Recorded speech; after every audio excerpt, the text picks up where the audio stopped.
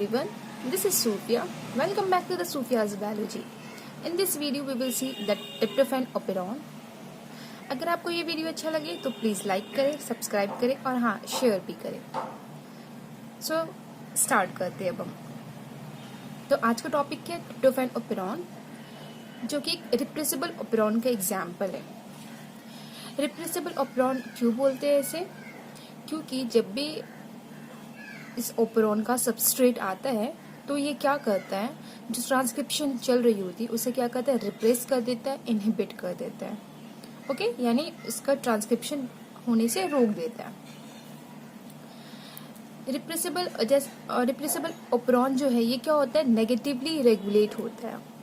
जैसे हमने lack operon में क्या देखा था कि वो नेगेटिवली एंड पॉजिटिवली दो तरीके से रेगुलेट हो रहा था, बट ट्रिप्टोफैन ओपेरॉन में क्या होता है, ये नेगेटिवली रेगुलेट होता है। ट्रिप्टोफैन ओपेरॉन में होता क्या है, बेसिकली एक एनाबॉलिक रिएक्शन होती है। एनाबॉलिक रिएक्शन मीन्स इसमें होता क्या, एनाबॉलिक रिएक्शन में कॉर्सिमिक एसिड को ट्रिप्टोफान में कन्वर्ट कर दिया जाता है। ओके, ये क्या है, एनाबॉलिक रिएक्शन होता है इसमें। ट्रिप्टोफैन ओपेरॉन को ट्रिप ओपेरॉन भी कहते हैं। In short, trip means tryptophan. Okay, तो ट्रिप्टोफैन ओपेरॉन में क्या होता है, नेगेटिव रेगुलेशन जो होती है वो दो तरीके से होती है। एक तो रिप्रेशन के थ्रू, दूसरा एटेन्यूएशन के थ्रू। एंड एटेन्यूएशन भी दो टाइप का होता है, राइबोसोम मीडिएटेड होता है, एक आरएनए बाइंडिंग प्रोटीन मीडिएटेड होता है, जो कि बैसिलस में देखा जाता है। ओके, तो चलिए हम वन बाय वन दोनों प्रोसेस को देख लेते हैं कि दोनों से नेगेटिव रेगुलेशन कैसे हो रहा है। So let's start with the repression. तो हम पहले जीन्स देख लेते हैं, इसमें क्या क्या प्रेजेंट होती है। इसमें स्ट्रक्चरल जीन्स होती हैं। स्ट्रक्चरल जीन में 5 जीन आता है, trp E, trp D, trp C, trp B, trp A. Lac operon में हमने क्या देखा था, स्ट्रक्चरल जीन में 3 जी होता है। अगर हम उससे कंपेयर करेंगे तो क्या हो जाएगा, Z, Y and A. But यहाँ पे क्या, स्ट्रक्चरल जीन में 5 जीन से, E, D, C, B and A. Okay, इसके साइड क्या होता है, साइड पर ही ट्रिप एल होता है, जिसे लीडर सीक्वेंस कहते हैं। And within a leader sequence एक एट्यूरेटर साइट प्रेजेंट होता है। And next to the leader region promoter region होता है। And within a promoter एक ऑपरेटर साइट भी होती है। ओके, एक रेगुलेटरी जीन होता है जो ट्रिप आर है। And next to that promoter region भी होता है। ओके, ये जो रेगुलेटरी जीन है ये क्या होती है, इसे रेगुलेट नहीं कर सकते, और ये क्या होता है, कंटिन्यूसली एक प्रोटीन बनाते ही रहता है। ये क्या करता है, ट्रांसक्रिप्शन से एमआरएनए, देन ट्रांसलेशन से प्रोटीन बनाता है। उस प्रोटीन को बोलते हैं रिप्रेसर प्रोटीन। बट ये जो प्रोटीन है ना, ये इनएक्टिव होता है, इसे क्या बोलते हैं, ओपो रिप्रेसर। ओके, और इसे एक्टिव कौन करता है, ये जो एपो रिप्रेसर है इसे एक्टिव करता है ट्रिप्टोफान। ओके, बट देख लेते हैं हम, 2 केस देख लेते हैं। पहला देख लेते हैं कि जब ट्रिप्टोफान प्रेजेंट है, और दूसरा कंडीशन देख लेते हैं व्हेन ट्रिप्टोफान प्रेजेंट नहीं होता है। तो व्हेन सेल में ट्रिप्टोफान प्रेजेंट नहीं है तो ट्रिप्टोफान का एक एसेंशियल अमीनो एसिड है, सेल को उसकी जरूरत होगी। तो जब ट्रिप्टोफान प्रेजेंट नहीं होगा तो क्या होगा, सेल ट्रिप्टोफान बनाएगा। तो क्या हुआ, अभी ट्रिप्टोफान है नहीं तो ये इनएक्टिव है, क्योंकि इसे एक्टिव कौन करता है, ट्रिप्टोफान एक्टिव करते हैं। तो ये क्या करेगा, इनएक्टिव है तो ये क्या करेगा, ऑपरेटर रीजन पे बाइंड नहीं कर पाएगा। ऑपरेटर रीजन पे बाइंड नहीं कर पाएगा, इसकी वजह से क्या होगा, जो आरएनए पॉलीमरेज है वो प्रोमोटर रीजन से बाइंड कर जाएगा, और ये आरएनए पॉलीमरेज क्या करेगा, आगे बढ़कर ट्रांसक्रिप्शन परफॉर्म करेगा। ट्रांसक्रिप्शन से ट्रांसलेशन होगा, एंड ट्रांसलेशन से जो स्ट्रक्चरल जीन्स है ये अपने प्रोटीन्स बनाएंगे।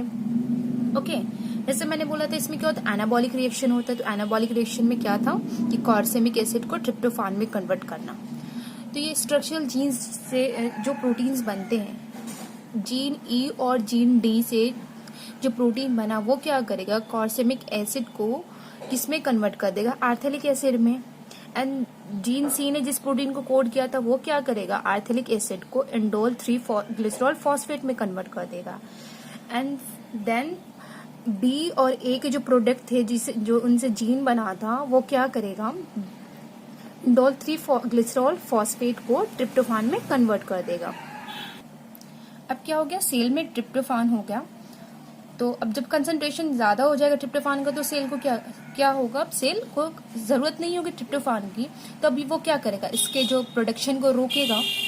तो हमने जैसे बोला था क्या करेगा, रिप्रेशन का खुद का सबस्ट्रेट क्या करता है रिप्रेशन ऑपरेरॉन में, वो क्या करता है कि रोकता है, रिप्रेस कर देता है जो भी जीन्स बनते हैं। और ट्रिप्टोफान के ऑपरेरॉन के केस में खुद ट्रिप्टोफान क्या वो सबस्ट्रेट है जो क्या करेगा, जब भी वो प्रेजेंट होगा तो वो क्या करेगा, जो ट्रांसक्रिप्शन चल रही होती है उसे रोकेगा।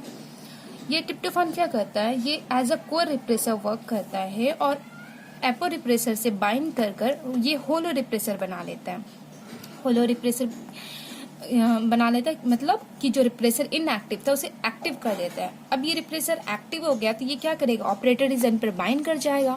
ऑपरेटर रीजन पे बाइंड करेगा, इसकी वजह से क्या होगा, जो आरएनए पॉलीमरेज है वो प्रोमोटर रीजन पे बाइंड नहीं कर पाएगा तो ये प्रोसेस आगे नहीं बढ़ेगा, जिससे ट्रांसक्रिप्शन नहीं होगी तो ट्रांसलेशन नहीं होगा तो प्रोटीन्स नहीं बनेंगे तो कार्सेमिक एसिड ट्रिप्टोफान में कन्वर्ट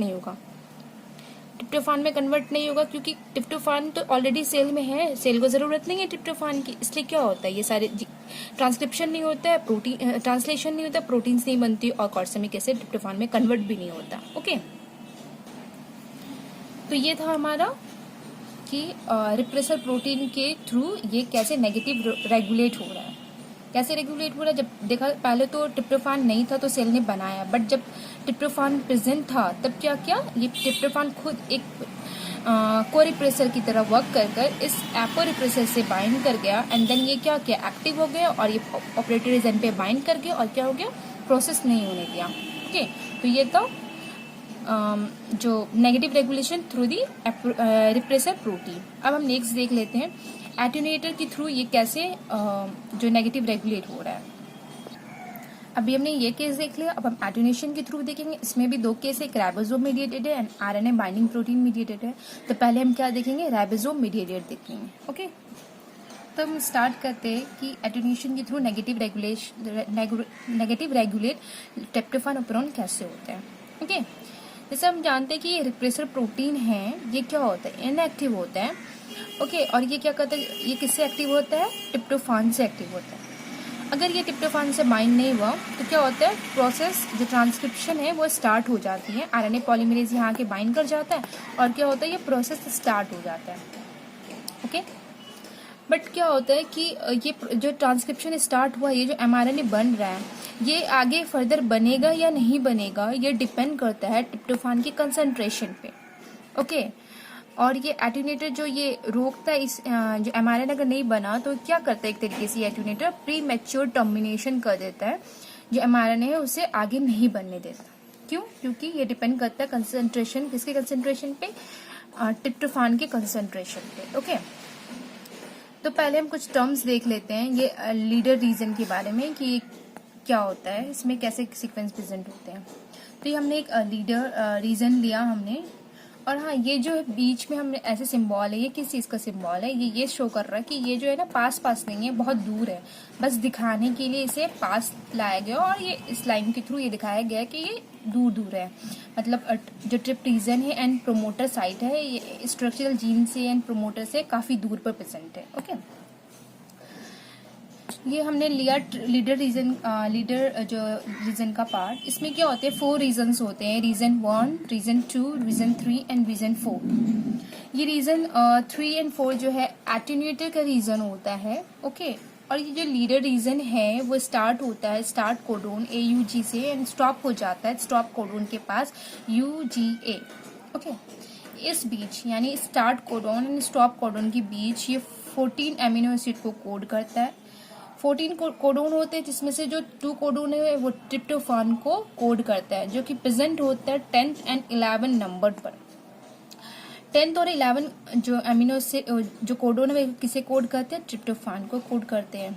ओके, ये जो रीजन है 1, 2, 3, 4 ये क्या करते हैं, एक दूसरे के कॉम्प्लीमेंट होते हैं। इट्स मीन रीजन 1 जो है सेकंड को कॉम्प्लीमेंट कर सकता है, सेकंड थर्ड को कॉम्प्लीमेंट कर सकता है एंड थर्ड क्या करता है, फोर्थ को कॉम्प्लीमेंट कर सकता है। अगर सेकंड और थर्ड सेकंड ने थर्ड को कॉम्प्लीमेंट किया तो एंटी टर्मिनेटेड लूप बनेगा। इट्स मीन कि टर्मिनेशन नहीं होने देगा, ये सिग्नल भेजेगा कि जो ट्रांसक्रिप्शन चल रही जो mRNA बन रहा होता है उसे कंटिन्यूसली बनने देता है। मगर अगर थर्ड एंड फोर्थ ने पेयरिंग की है तो टर्मिनेशन लूप का सिग्नल भेजेगा। इट्स मीन कि जो mRNA बन रहा है उसे वहीं के वहीं रोक दिया जाए और आगे बढ़ने नहीं दिया जाए। ओके, तो अब हम देखते हैं ये कैसे होता है। ओके, तो हम देख लेते हैं। ये रिप्रेस है और क्या हो जाएगा, ये जाकर इस पे बाइंड नहीं कर पाएगा, जिसकी वजह से आरएनए पॉलीमरेज प्रमोटर पे आकर बाइंड कर जाएगा और क्या हो जाएगा, ट्रांसक्रिप्शन स्टार्ट हो जाएगी। ओके, तो जैसे ही ये ट्रांसक्रिप्शन स्टार्ट हो रहा है तो ये क्या है, ये एमआरएनए है वो भी बना नहीं है, वो भी बन रहा है। ओके, जैसे हमने बताया कि जो पहले लीडर सीक्वेंस बनेगा, तो लीडर सीक्वेंस पे जो 10th और 11 पे किसे कोड कर रहा है, कोडोन ट्रिप्टोफान को कोड कर रहा है। ओके, तो हम पहला केस देख लेते हैं। व्हेन ट्रिप्टोफान का जो कंसेंट्रेशन हाई है, ट्रिप्टोफान का concentration high, it's means charge tRNA भी होंगे। ओके, तो ये क्या कर रहा है, ये राइबोसोम इधर से क्या कर रहा है, एक बात, हाँ, ये किसके बारे में हम पढ़ रहे हैं, ये पढ़ रहे हैं हम इकोलाई के बारे में, जो कि प्रोकैरियोट्स हैं। एंड प्रोकैरियोट्स में क्या होता है, ट्रांसक्रिप्शन के साथ ही साथ ट्रांसलेशन स्टार्ट हो जाता है। इट्स मीन्स अभी ट्रांसक्रिप्शन पूरा हुआ भी नहीं होता है कि ट्रांसलेशन स्टार्ट हो जाता है। ऐसा क्यों होता है, क्योंकि प्रोकैरियोट्स में न्यूक्लियस और साइटोसोल के लिए अलग अलग चैम्बर नहीं होता। ओके, तो ये ट्रांसक्रिप्शन अभी स्टार्ट हो रहा है और साथ ही साथ ट्रांसलेशन हो रहा है। तो क्या हो रहा है, ये जो राइबोसोम है वो इधर से रीड करता हुआ आ रहा है। जैसे ही वो 10th और 11 कोडोन पर आएगा तो वहां पे क्या जरूरत होगी, चार्ज टीआरएनए की जरूरत होगी। अगर कंसेंट्रेशन हाई है तो इसे इजीली चार्ज टीआरएनए मिल जाएगा और ये क्या करेगा, आगे की ओर बढ़ेगा। जैसे ही वो 2 तक पहुंचेगा तभी क्या हो जाएगा, 3 और 4 का भी फॉर्मेशन हो जाएगा। तो क्या करेगा, ये 3-4 पेयरिंग कर लेगा और क्या बना लेगा, स्टेम लूप स्ट्रक्चर बना लेगा, जो कि किसका सिग्नल भेजता है, ये सिग्नल भेजता है टर्मिनेशन लूप का। इट्स मीन्स क्यों भेजा ये और इसने सेंस कैसे किया, इसीलिए इसने भेजा कि ये राइबोसोम इजीली आगे बढ़ रहा है। इट्स मीन्स इसके पास चार्ज टीआरएनए है, इट्स मीन्स ट्रिप्टोफान का कंसंट्रेशन है।